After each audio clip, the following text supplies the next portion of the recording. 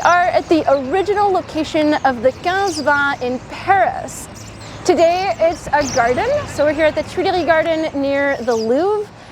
You might be able to hear there's quite a bit of birds and construction going on. But back in 1256, it was actually an asylum for 300 blind people, or as they said at the time, 1520, Quinze-Vingts. Society in the Middle Ages could not decide what it thought of blind people. They were sometimes hated, sometimes pitied, and sometimes mythologized. Some blind people stayed home.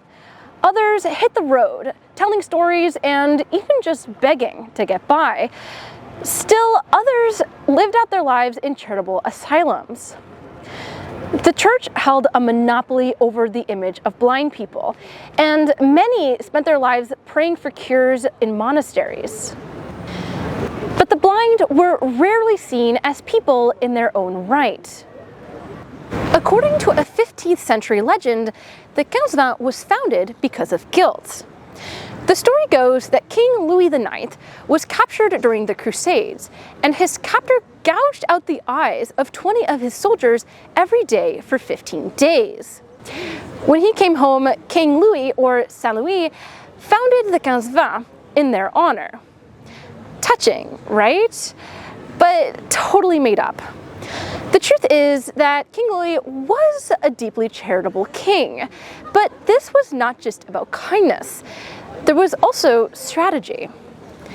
At the time, there was a cultural phenomenon of fear of people pretending to be blind beggars, cheating generous donors, and being a threat to safety.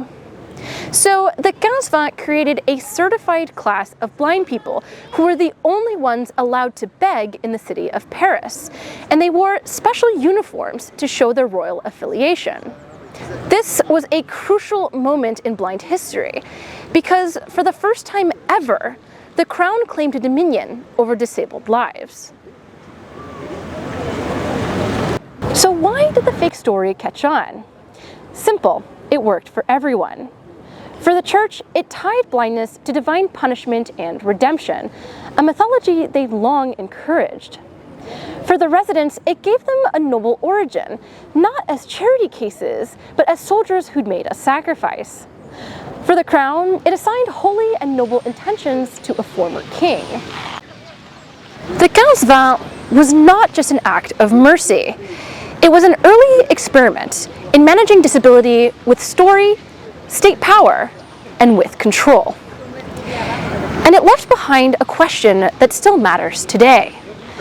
Who gets to access support, and at what cost? Produced with support from the Blind Travel Foundation. Visit blindtravel.org to learn more.